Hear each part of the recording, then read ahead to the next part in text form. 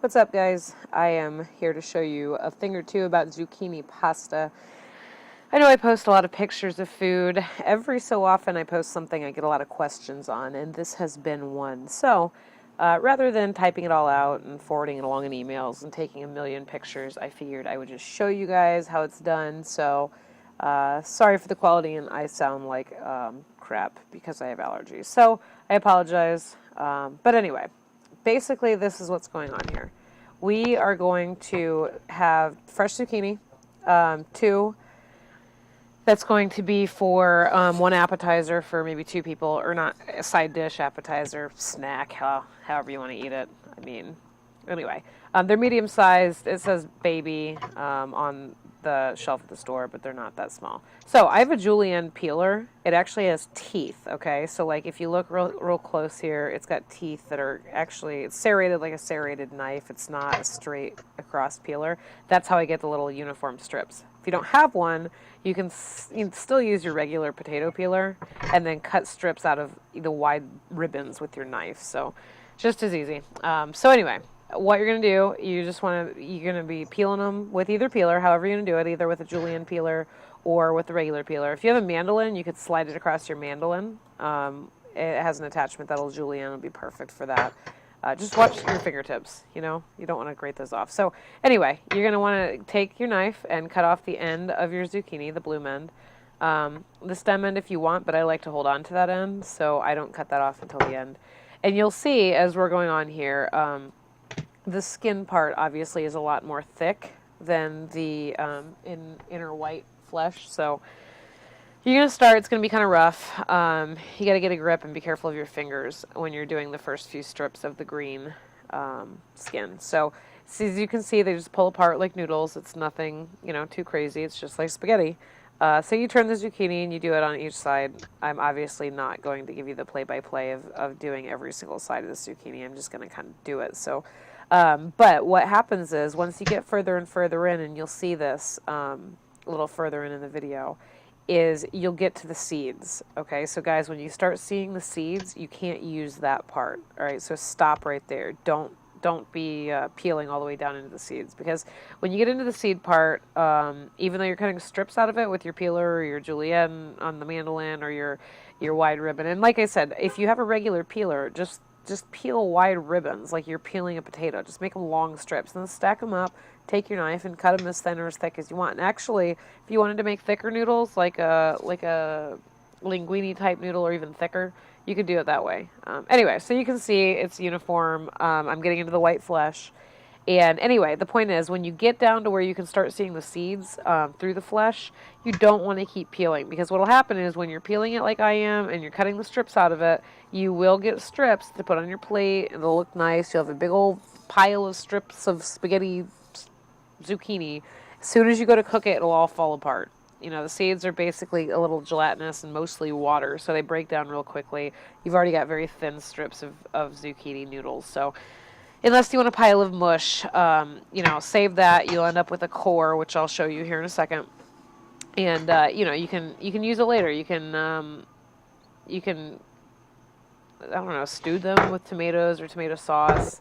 You can cut it up in strips and it'll cook a lot quicker. You can stir fry it. You could cut it in slices like a hot dog. You could make a coleslaw kind of out of it. I mean, you could do a bunch with zucchini. And if you actually cut it really thin, you could eat it raw. I don't like eating it raw. But anyway, so that's what you're going to do with the inside. Or you could throw the inside away. I don't know what your preferences are. But if you don't like zucchini too much and you're doing this because it's a way to get your vegetables in and you'll eat it like spaghetti, that's probably going to be the type of person that will throw away the inside part with the seeds. So anyway, so you're going to keep on doing the shredding, and this part is long and boring. I'm sorry, guys. But you're going to basically get all the way down to the seeds.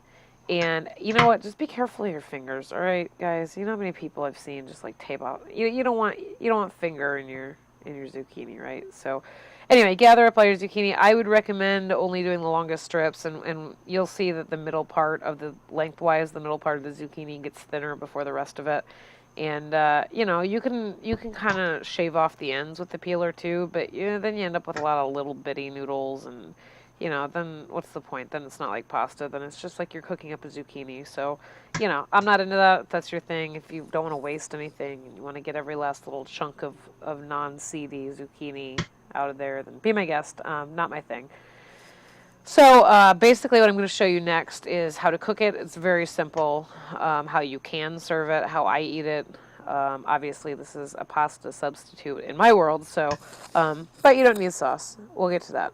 So keep your peeling up. I'm not going to show you peeling the second zucchini. I think you get it by now. It's not that difficult to figure out.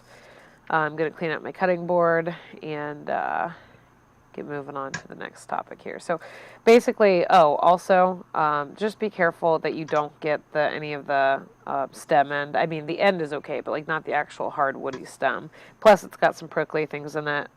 If you're using it to hold on to it, to peel it, you might prick yourself a little bit, but you definitely don't want to get that in the dish that you're cooking. So anyway, you'll see it gets a little floppy once you get down to the seeds. You can see the seeds through the white part. You're done. Don't do any more.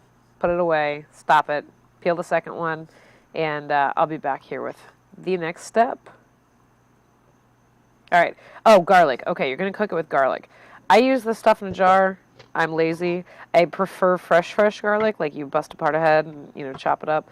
But, you know, the stuff's fine. I mean, it's not like it's got a bunch of stuff added to it. I'm just a stickler for old school fresh produce that I break apart myself. But anyway, I love garlic, so I used about 5 or 6 cloves here. Just chop it up. And, you know, the zucchini actually cooks pretty quick. So what I do is I chop this up first, and then as you'll see, my pan is heating. I'm heating it on medium heat, just dry, nonstick pan. I'm going to put this olive oil in there when it's ready. And after it heats up, you're going to go ahead and take your olive oil and, you know, a couple turns of the pan. I don't know any measurements. I'm bad about this. I don't measure anything when I'm cooking unless I bake. So probably a couple tablespoons, you know, enough to cover the bottom of your skillet. The zucchini will soak up a little bit of it. Not a lot. You're not going to be eating greasy zucchini, but it will soak up a little bit. So put your oil in, let it heat a little bit. Get yourself some tongs. It's easier to toss and serve the zucchini this way so that you're not breaking it apart or smushing it with a spoon.